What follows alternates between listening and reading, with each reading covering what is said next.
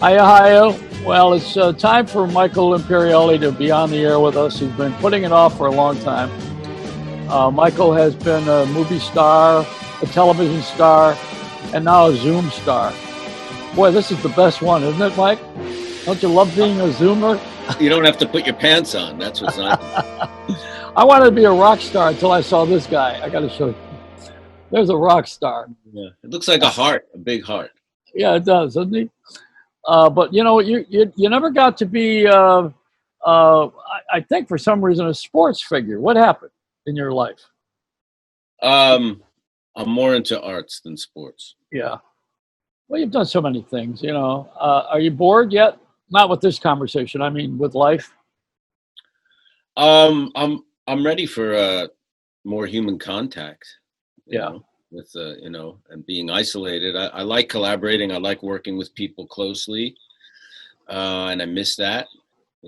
I miss acting. But I've been doing a podcast with Steve Schirripa, which has been, we were supposed to start it at the end of March in a studio together in New York, and then the middle of March everything changed. But we found a way to do it, in quarantine, and that's been a blessing to be able to have some kind of work, have some kind of fun work, and engage with the fans and the public, but I miss acting, to be honest. And you've been on the road. You're on the road with Vinny and Steve, I guess, the Soprano. Well, we were, but we were supposed to go to the United Kingdom and Ireland, 17-city tour in May, and that got canceled. Last year we did a 7-city tour of Australia. We just got a promoter from the Scandinavian countries that wants us to travel there: Norway, Sweden, Finland, maybe Denmark, and Netherlands, maybe. So hopefully next year, when things are up and running, we'll do this big European tour. You must know something. What's going to be up and running? Tell me.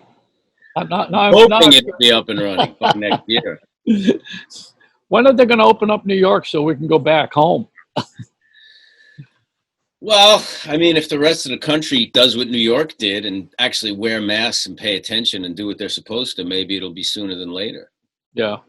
Your mother and father? Proper leadership throughout this. I mean, the president decided to wear a mask yesterday, 5 months into the game. Yeah, now talking about masks. Right, he made it a political issue for 5 months, and now it's a disaster. And a lot of that falls on him. I'm sorry to say, but that's my belief. Your mother and father living up there still? They're near you. Yeah, I love your dad. Who drove the school bus? It was your father, wasn't it? He drove a city bus. Yeah. MTA, Manhattan and the Bronx, mostly the Bronx. Yeah, and who used to listen to me on the radio and report all my terrible things I was saying about you? They did, both of them. Yeah. I could never get away with any crap. No, because I had my spies listening. I want to tell you something about Mike to the audience that watches this thing here. Michael's a patron of the arts. You wouldn't know it, but he took his great success and he opened a theater. And he in New York, in Manhattan, and invited anybody who had any desire to write and direct and act and put them all. Well, it had to be good, though. Well, yeah, I mean, there's not anybody walking off the street. It wasn't a school, but you invited anybody who had talent to come in there and work, and you gave them a great work spot. And your wife Victoria did a beautiful job with the decorating too, I might add. Just want to throw that in. But it was a beautiful, beautiful space, and you gave people work. Anybody come from there that thanked you? Yeah, lots of people. I mean, I have some of the writers and directors are now working in television and movies and stuff, and they. So what happened now with that theater? You closed it. You didn't do that anymore, and you went on to bigger and better things. You wrote a book. Well, after the economy collapsed, we lost a lot of our funding for the theater back in 2009. So it became because it was a not-for-profit situation, Yeah. So, our ticket sales didn't cover the cost of production, so we had to get funded, And Bobby was there too. Your friend Bobby. Bobby who? The actor, the wonderful actor. And he's been in a lot of series since then, right? You forget. Which Bobby? You have a lot of them. You have a lot of Bobbies. There were 3 or 4 of them. Not Bobby De Niro, not that one. No, he hasn't done theater in a long time. So what are you working on now? You're in Philly doing a series? No, I did an independent movie that was partially shot in Philadelphia. I shot my stuff in New York, so that was just a misdirect. I didn't do anything in Philadelphia. No, I'm not. I'm doing a podcast out of my house, and I'm working on adapting the book that I wrote into a screenplay to make a movie from. You want to tell us about it? It's a coming-of-age story set in New York City in 1977 about a boy who moves from blue-collar, working-class Jackson Heights, Queens, to kind of a posh Upper East Side luxury building, and his upstairs neighbor is a very creative but kind of crazy rock star, punk rock star, and that's what it's about. And the book is available, and it's called Perfume Burned His Eyes. Yeah, it is available wherever you get books, and especially in independent bookstores, which is always good to buy your books there. And you went to Italy and did a tour.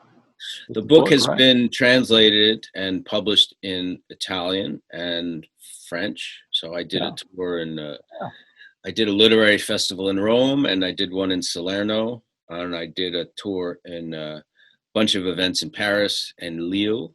Lille, France has it's on the Belgian border, is the biggest bookstore in Europe.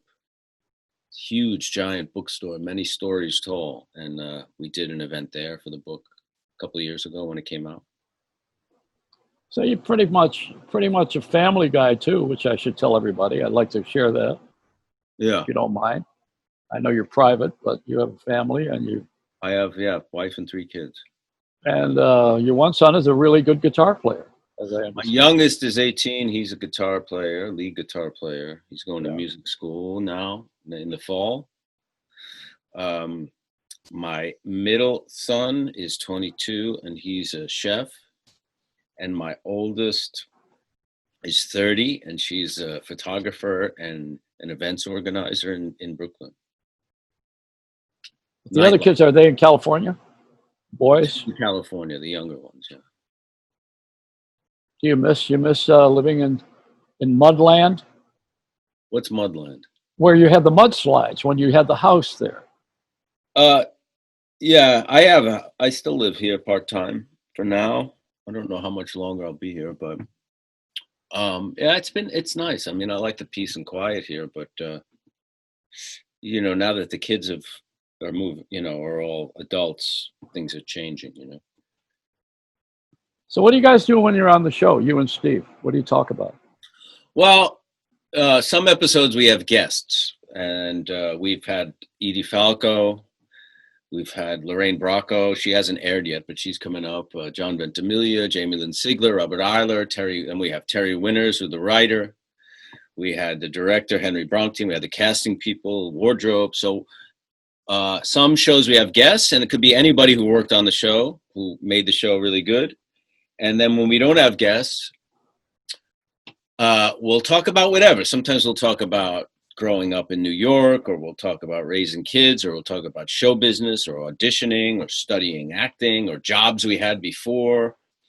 But every episode corresponds to an episode of The Sopranos. So every episode that we do, we'll examine in depth one episode of the show, of The Sopranos, scene by scene, and we'll analyze it. We'll talk about our opinions of it. We'll talk about stories we remember from shooting it, or stuff we remember behind the scenes from that time.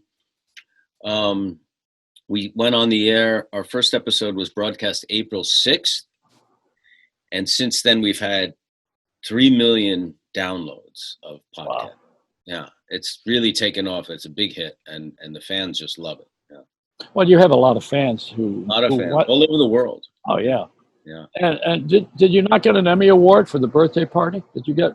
Is that right? I got an Emmy. I got one right here, actually. Let's see it. Wow, that's wonderful.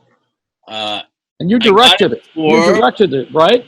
I got that for acting, for supporting supporting actor on a drama in I guess 2005, I think. I wrote 5 episodes. There between season 2 and season 5, I did 5 episodes. And how about directing? I never directed on the show. I've directed a lot of plays at the theater and before that, and I directed a movie, The Hungry Ghost. How do we see that? You could see that on Amazon Prime. Yeah. You can order that. Yeah. We have to pay. We have to pay for it. I don't know. I don't know how that works. Maybe it's worth it. If you do, it's worth it. So. Well, we're trying to get you to do At the Hop, which is still viable. I would love to see you. It's hard to get movies made. Yeah, it's hard. It's expensive, and now there's nothing really happening. You know, it's going to be a while before I think they figure out how to start production again. You know. Oh, and those wise guy movies, it's real easy. Nobody ever touches anybody. That's true.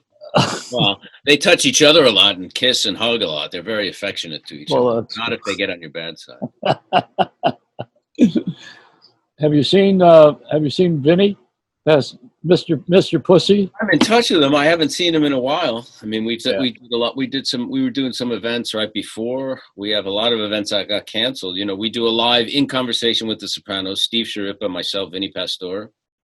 That's the show we did in Australia. It was a big hit there. You know, we were doing big theaters, like 2,000-seat theaters, sold out. And, you know, we show clips. We get interviewed on stage, and then we do question and answers from the fans. And we've done it all over the country here, and next year, Europe, hopefully.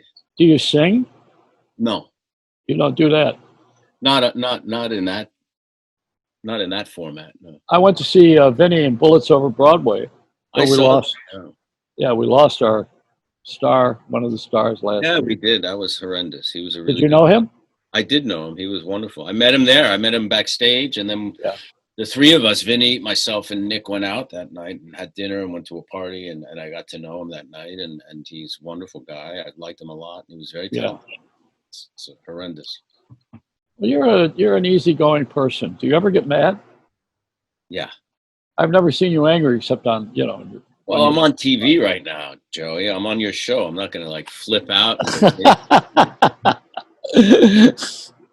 But you're always so calm. What does that come from? I try to be, but I don't always succeed. You know, like especially the kids. You know, your kids can really push your buttons. You know, that's a real test of patience. But you know, I try to be calm. I mean, you know. Very often when anger gets the best of you, you behave in ways you don't want to, and then you regret it and you make mistakes that way. So it's better to try to be mindful about your head and where you're at. You do any yoga? No, I do meditation and I do martial arts. So what's that? Tell me about the martial arts. I've been doing Korean martial arts since 2002. My wife, my kids, we all used to do it together when the kids were young. Now just my wife and I do it. And we study in New York with a guy named Grandmaster Kang. And we study in California with a guy named Master Zhang. So we got our bases covered. You have a bronze gi? Do I have a bronze? No, I have a white gi and a black one. You're up there. What about this other part of meditation? Where does that come from? The metaphysical part. I'd like to talk to you about that. My wife and I are Buddhists. We became Buddhists well, we started studying Buddhism in 2007. So we've been involved in Buddhism for 13 years. Wow. Meditation is a big component of Buddhism. You know, I like Buddhism because it's about dealing with your own mind. You know. And your relationship to the world through your mind. So meditation is a big part of it. Is Buddha a god? No. Buddhism's not a theistic religion. They don't believe in the concept of God. They do believe in the nature of God. Like they believe in, you know, the unborn sphere phenomenon, interconnectedness, and the fact that we're not really separate from anything or each other, that, you know, that everything is really one. So there's certain, you know, certain parallels, you know, but it's not a theistic. Buddha was a man who, you know, achieved, you know, enlightenment, which means he, you know, evolved himself to really understand and embody and realize the nature of reality and the nature of truth and what we are and who we are. So it's integration instead of segregation. 100%. You would never have a problem with color. No, It doesn't mean anything. It's just we're all one. No, I mean, I grew up in Mount Vernon, which is a very, well, it's actually very black and Hispanic. Very mixed when I grew up. Yeah. I mean, there was a certain amount of segregation in terms of the neighborhoods, which was, you know, part of systemic racism that we've seen, you know, throughout the history. But my elementary school was very mixed. Mostly Italian, Jewish, African American. So I had friends of different races from early on, and it was something that I always was comfortable around, you know. Although the neighborhoods when I was young were kind of you know, it was still those lines drawn, you know. But I think over time that's been less and less. I think in that neighborhood at least. I had George Albano with me last week or so, and he taught in Mount Vernon. He was the principal that opened up all the classrooms. Of course, now it wouldn't be so safe because he took over my elementary school. After I had gone, he became the principal, actually. He was great. Do you know him at all? Have you met him? No, my mother did, because my mother worked in the school system there, and she was friends with him, yeah. Did she like him? Yeah. He's very progressive. You know, he played classical music lightly so that if you were talking in class, you know, it was always there. And he took the walls down and put all the artwork up, and he brought recording and dance artists, and he would have brought you if you would have done it. And he took the commercialism from instead of waiting for the schools to get their budgets approved, he went ahead and got Apple to give them computers, and 97% of the upperclassmen graduated to college. You know that? And it's essentially a minority school. That's a great thing. Yeah. So I wanted to bring that up again because I'm so happy to know him. And then my question with you, did you ever meet the Dalai Lama? Once, yeah. Well, I've been to teachings of his a few times, but I was at a reception for him in Washington, D.C. And my wife and I met him very briefly, but, you know, that was it was a big deal, yeah, to be in his presence. But I've been to 3 or maybe 4 of his teachings in New York, once in Switzerland, once in Washington. Yeah, New York a couple of times. Did he ever watch The Sopranos? Did you ask him? I have no idea. No, I doubt it. I would ask him that if I had him in front of me. You know, I had Mother Teresa on the show years ago. What? I had Mother Teresa on years ago. You did? Yeah, I don't think she's a Buddhist. But I was at a rosary session with Mother Teresa in Calcutta once. You know, oh boy! And I went to Calcutta in, I guess, '96, and we said, let's go find the Missions of Charity. You know, like Mother Teresa's place. Yeah. And we did, and it was in you know, just a really the poorest of the poor neighborhood. You know, and yeah. Calcutta is a big city, but there's no street lights. So imagine New York, a big city like that, and no streetlights. So wherever you go, it's dark. And we got there at night, and we heard that they do a rosary every night at like 8 o'clock. And we show up and we say, is the rosary thing? And they're like, oh yeah, go in this room. And we go into a room, and there was about 10 regular people like us and 10 nuns doing rosary. And we looked over, and there she was, just sitting there among the nuns doing rosary. And we spent about, you know, an hour or so in there doing rosary with her. Did you meet Navan Chawla? He was the minister at the time. Did you meet him? No, I didn't meet anybody. We just wandered in. Well, he was great. You know, I had Mother Teresa signed a card that she gave me, and I took it and I lost it. I handed it out at Bloomingdale's when I was making the cheesecake, and I was handing the card around the crowd, and it never came back. I lost the card. So it got miraculously sent to me a week later, and it came back to me, and I said, "Wow, this is like a boomerang," you know. But I was really happy. She was so peaceful, and you know, I guess we've been searching. You know, I'd put you in the we category, and then we find something that suits our soul or our spirit. Would you say that, or am Yeah, I? 100%. Yes, absolutely. She was incredible, though. A very inspiring person. Such devotion and selflessness, and desire to help other people, and people less fortunate than her. She was amazing. And after she died, they published her diaries or letters or things that were never published, and in it she expressed moments of like doubt in her abilities, and doubt in who she was, and even doubting in her faith, which in some ways made who she was, I think, even more amazing. The fact that she, like all of us, have doubts about ourselves and our ideas and who we are and how we relate to the world, and she had a lot of them, and somehow that made it who she was more beautiful to me. I had a Well, lot of. I asked her if she ever got mad. I said, "Do you ever get mad?"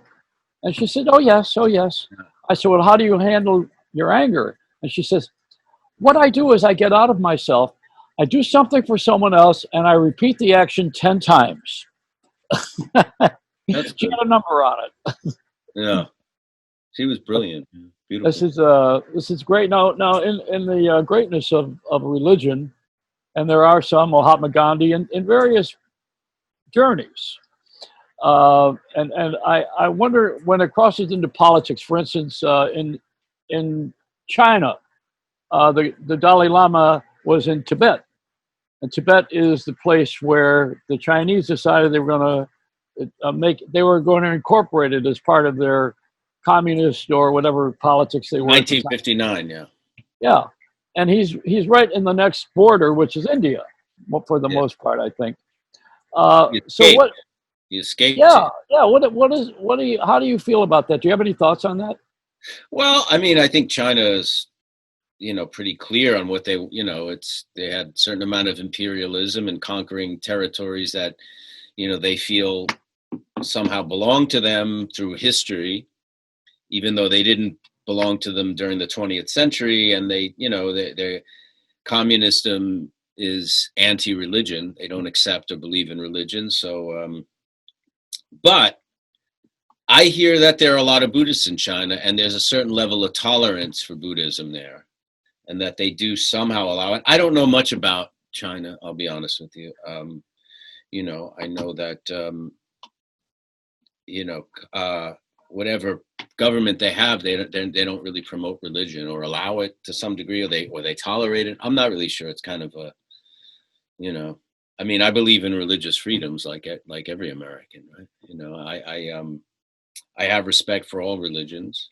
I think religions are like languages in a lot of ways. You know what I mean? They all serve the same purpose, which is to, you know, allow us to tap into our better selves, right? And, I mean, languages allow us to communicate. Religions allow, I don't think one's better than the other. You have to find the one that works for you. Well, I was a Jewish guy from, and I'm saying it because it was his religion, from Long Island, and he had a men's group. He was part of a men's group, and I joined in with them. And you would have loved this, Mike. They had a talking stick. You know, when the stick is in your I've hand, heard you of could talk. that's like a Native American thing, isn't it? I'll tell you, I passed that thing around real fast because you're expected to talk about something that's very private inside. No. And so how that's what I'm going to ask you about that, because I have the same kind of growing up. I think where we were private to an extent. Uh, Meditation is private. Meditation is going inside, correct? Yeah. And so when you dig deeper and you find something that you're afraid of, or there's a fear, how do you handle it? I'll be honest, I find stuff I'm afraid of less, not so much in meditation, but in life. Yeah. I think the first thing when you find something that you're afraid of is to admit that it's there, if it's too difficult to talk to another person about, then just, try to investigate it, what it is, and I think a lot of it's about being, you have to be loving to yourself. You have to be accepting to yourself. But if it's something that's really destructive, you have to find a way to, deal with it, either avoid it or, people deal with addictions and compulsions and negative behaviors, and they, therapy is a good thing, finding a person to talk to, a therapist that's trained, to deal with different difficult emotions and ideas and things. But, what I like about Buddhism, I can't speak for other religions because I'm not a practitioner, but what I like about Buddhism is, in the end, it's really up to you. In the end, it's really up to you. It's in your hands, your fate, your life, your progress, your peace of mind, your lack of peace of mind is really up to you. And that's a heavy responsibility in a lot of ways, but in some ways it's a good responsibility, Well, you grew up with the Beatles, like I did, right? You came from that. I fell in love with the Beatles, when I was a kid, something about that sound really penetrated, you know what I mean? It was something about the sound and that they created, those vibrations, those guys, especially those harmonies, those guys singing together, I think hit a certain vibration that really affected people, on a very visceral level, not even without seeing them and, but just hearing that sound. There was something very special to that. How about All You Need Is Love and the lyrics and imagination and, oh my God. Yeah, that's a good one. Do we say that, could I say you believe in God? Can you say that? No, Buddhism is not a theistic religion. It's not, Yeah. they don't believe in a God that's like this omnipotent person this omnipotent being that creates. I believe in the unborn sphere phenomenon, right? So like the ground of all that we have in common, that we all come from. And that we're really the ultimate nature and the real ultimate reality of what we are is not separate from each other, and that we're all one thing. And that in I think the nature of those things is similar to God in a way, but God in a lot of religions is I think portrayed as a being that is in power and control and making decisions and determining our fate. And I don't believe in that. How about afterlife, after about death? Buddhists believe in reincarnation, Yeah. And depending on the karma you create in this life dictates the birth you go on into the next, and it's not necessarily human, Now, are you incorporating any of this? This is a stupid question. You're incorporating this in your acting? I think it incorporates me into acting. You know what I mean? Yeah. Rather than me incorporating it. I can't say consciously I try to take this into my work, but I think these teachings and this kind of practice informs who you are as a person, and you bring that into your work. Oh, that's what makes you a good director too. You have a wonderful talent. But did you know that you were? What if you didn't have The Sopranos, Mike? If you didn't have the celebration of the fame gene, where would your heart be? And can you answer that, or is that? I'd probably be doing the same thing I do, but on a less public level, maybe. I don't know. Before The Sopranos, I was doing, acting in theater and film and television, and directing theater and writing for film before The Sopranos, and producing theater. I was doing all those things before. I probably would have done the same things, maybe not as publicly, not as with as much fame, but I'm sure I'd be doing the same things. How did you and I become friends? We were doing a play at the theater, and we got a call through our publicist. Said, do you want to go on the Joey Reynolds show? And you said, who? When I was writing my first Soprano episode, which was 2000, maybe 99, I would write at night, all night long, from and my family would go to sleep at 11 o'clock. I'd go write, and I'd listen to the radio. And one night I came across this really outrageous and original and wild talk show. which was the Joey Reynolds show, and I would listen all night long. And I thought this, you'd have such an eclectic mix of people. But the beauty about it was that they could be really famous people, or they could be people who you might, cooked in your favorite restaurant, but you treated them all with the same amount of respect and dignity and love. And I got hooked on that show. So when they said, "Do you want to go on the Joey Reynolds show?" I was like, "Oh yeah." And we went on to promote our first play at the theater. That's how it happened. Yeah. Well, I love you, Mike. You're Love great. You too. I want to tell you a story. Which was it? George Harrison that became a Buddhist? He was more into Hinduism than Buddhism. Yeah. Who was the other? Who became the Buddhist? Was it Paul? I don't think any of them became Buddhists. No? I don't think so. Oh, I thought that because I remember that George Harrison went to Coney Island. He went to Nathan's. He ordered a hot dog and he said, "Make me one with everything." That was the Dalai Lama, maybe. Oh, I see. So, Mike, this has been good. I'm happy that we finally got to see each other. Yeah, virtually. Yeah, I can't wait. The magic of the internet, right? Eventually, we'll be able to hang out on the Upper West Side. But I've everything you seem to do. I just like you, and I like your work. But everything you do, it seems to have a notch above The Sopranos. I want to mention that because it's important. I'm being objective. This is not as your friend. Every time I see you in something, it's always better. Do you know that, or does anyone tell you that? I don't know if they. Listen, The Sopranos, I'm very proud to be part of. If you're going to be part of any TV show, it doesn't really get better than that. It may be The Honeymooners, but that's it. And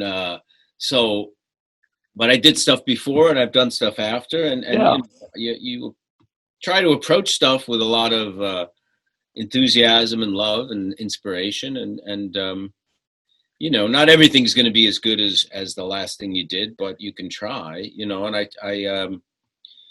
and I've always kind of had a balance between high profile Hollywood things and very independent stuff. And that's always been the way I've worked, you know what I mean? So, yeah.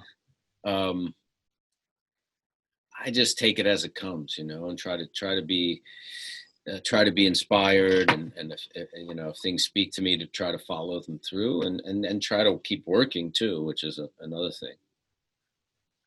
I have one last question I'd like to ask you. What's behind that curtain? Behind that curtain is the door to the hallway. But this is my studio. I'm doing a podcast. So Steve Schirripa has these curtains behind him when he does his. We were going to have these curtains in the studio in the East Village on East 11th Street. We never got to go there because of the coronavirus. So we have them in the house because it, if you're doing a podcast every week, I think it just looks a little cooler rather than just seeing like the wall behind you or, the shelf or something. It's kind of mysterious and theatrical, which we like. Right? Is there anything you want to ask me before we? Yeah, what are you doing next? When did you start this show? What is this show called? This is called the Joey Reynolds Rap. We call it the Hang. It's a hangout. I decided that I would adopt a format without a format, so that we just sit down and talk to each other person to person, and get into each other's stuff and see where it goes. I like the ad-lib part of it. How many have you done? I think this is number 17. Is that right, Frank? You can nod your head, Frank. He's over there behind the scenes. Yeah, I think it's number 17. And who else have you had on? Oh, well, it's all quality people. I'm not looking for. Wow, that's a given. I don't know that, but I'm asking. Well, I'm not looking for the celebrity call. Or we're going to be on Entertainment Tonight. Last week was James Barber, who was a Phantom and also Beauty and the Beast. Jim he's a great guy, and he's a regular person. I mentioned George Obano. Of the celeb types, I would have to say that Frankie Valli, because Frankie and I are friends, and we go back a long ways. So I got a little history with him, and I wanted him to get his politics on the air because he's always saying that, but nobody knows he has any. I mean, it's not public. So he shared a little bit of how he's unhappy with the way the country's going and how we can improve it, which is what I wanted to hear from him, because I know that he thinks a lot and he's smart. And also he's lived a long time. Yeah. And, 88, I think he is right now. So is he optimistic about the future? Yeah. Yeah, I am too. Yeah. I'm optimistic about the young generation of people. I mean, I see it in my kids. They're a lot more tolerant. They're a lot more, open to different, races, religion, sexual orientation, all that stuff. They have a lot less prejudice than previous generations. I think things are going to really get better with them, as they grow older. Where you are, Parkland, when that happened, the way the young people responded and were active and organized and making their voice heard, it was really impressive to me. And that gave me a lot of hope. And it gave me a lot of hope to see what happened just recently with people, uniting all different races, protesting. They want change. And I think it's a good thing. And I'm optimistic too, Well, I believe in community, common unity. And as you're talking, and let me just tell you about Parkland for a second here. There's a couple of things that happened. There's a pastor of a church in a formal Protestant church, Protestant church, Pastor Doug, and he has, first of all, he's adopted 3 different kids of color, and he has the 4 kids organization. I did not have him on one of my Zoomcast here incidentally. I have not had him here. But Doug is a very interesting guy. Years ago, when I was raising my kids after my divorce, and I'm with my ex-wife now, incidentally. When years ago we were feeding the homeless and the downtrodden, don't you love that word? We were feeding the hungry on the beach in Fort Lauderdale. And the Chamber of Commerce hated it, and they moved us. And the police moved us, and we couldn't feed anymore. This is, I don't know, 25 years ago or something. They threw us off the beach. So after the Parkland thing, Doug is the pastor of this church and the chairman of Publix supermarkets. He retired and sent 50 truckloads of food to be distributed. And Doug, I said, Doug, you see how this works? 25, 30 years ago, they threw us off the beach. Now you got 50 truckloads of food in the backyard. So it comes around with being involved. And we wrote 30,000 thank you notes to people around the world for Parkland, just signing them and sending them around. So it's all part of everybody jumping in and serving the community. I mean, it's what I can do for you. It's a John Kennedy thing. What are you going to do for the country, not what the country can do for me. Yeah. I'm not looking for a handout, but I am looking for support. Yeah, and those things should be supported, And I think the last 3.5, 4 years has been a disaster in terms of that, because I think our president's made it all about him. He made the coronavirus about him and how he looked, and everything's about what a good job we're doing, and he didn't do a good job. He did a horrible job. And he ignored stuff, and he was, he didn't want to take responsibility, and he's about dividing us, and it's been horrible. I think it's been really, really damaging and demoralizing. And I respect other people's opinions in politics. It's not about party and stuff like that. I'm just talking about what his character as a person, and I'm not supportive of that, and people, I express my opinions, people attack me for that. They'll say on social media, the most vile things about me.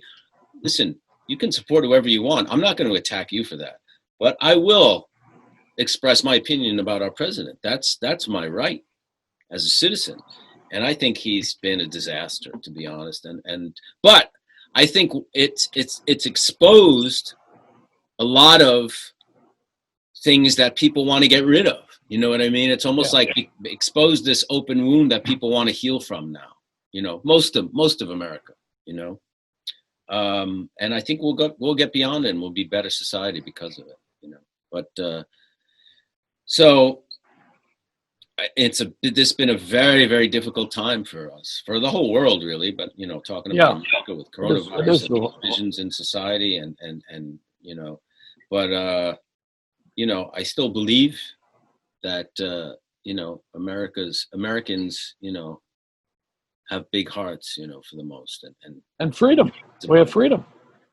Yeah. And your wife, may I mention, she's Russian, I believe. She was born in the Ukraine, so she grew up in Soviet Union, which sounded like a horror, from what I've heard about what it was like living under the communist regime, or whatever they called themselves, socialist republic. They were a nightmare, especially if my wife's family, Jewish, anti-Semitism. You basically have no rights. They can just do whatever they want to you, and it was just not a good environment. But they came here and are very grateful for the freedoms that that U.S. provided them.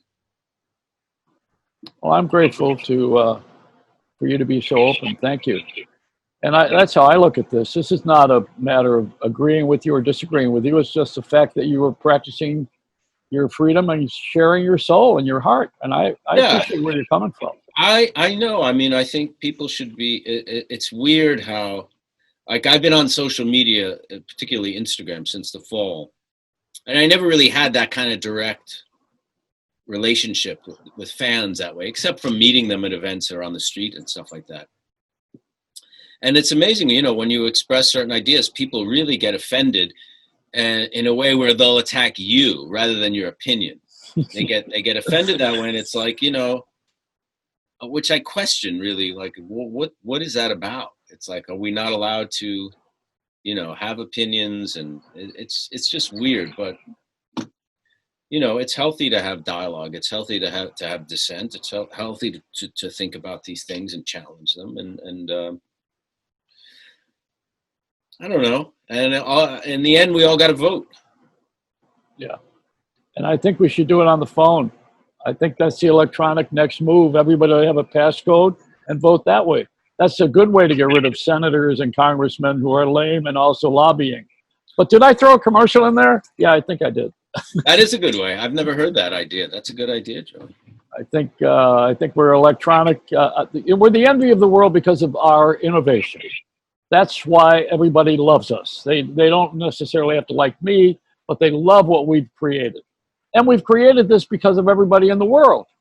And we've created it because we celebrate innovation and we celebrate the individual and things like that. Whereas a country like China, they don't allow you to be in it. They want you to be like a follower of the party line.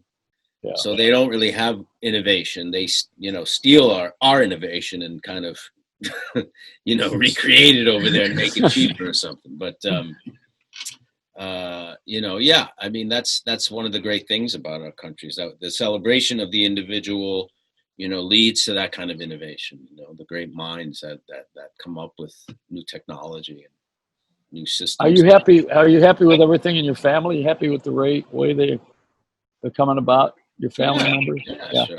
Oh, yeah. Have you done a good job? I'm asking you directly. As good as I could have, what I mean? I mean, it's a big job, right? Raising other human beings, and you do what you can do, I mean, I have good relationships with all of them, so that's a plus, right? That means we did something right. And you're high principled, which I like. I don't know. So would you do me a favor? Would you, when you can, would you hug your mother and father? I will. I mean, I haven't seen them since the holidays. Yes. For me, on my behalf. I will. I hope to get to Florida soon to see them. And tell them that I hated the fact that they were whistleblowers when I was on the air talking about you behind me. Yeah, they certainly were. So I'll see you in New York, right? See you in New York. All right. All right, Mike. Take care. Let a smile be your umbrella. Don't get a mouthful of rain.